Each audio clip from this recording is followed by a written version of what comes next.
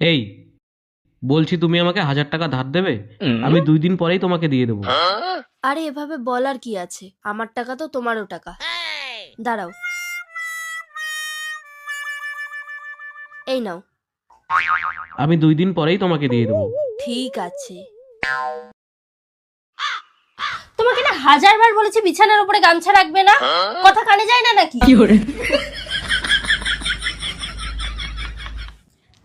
আরে না না, ইকো পার্ক না, এবার ভাবছি আমরা হাজারদুয়ারি ঘুরতে যাব। বেশ ভালো হবে বল? হ্যাঁ হ্যাঁ, সবাই মিলেই তো যাব হাজারদুয়ারি, ওখানেই ঘুরে বেশ মজা হবে। প্রিয়াঙ্কা, আমার গাড়ির চাবিটা কোথায়?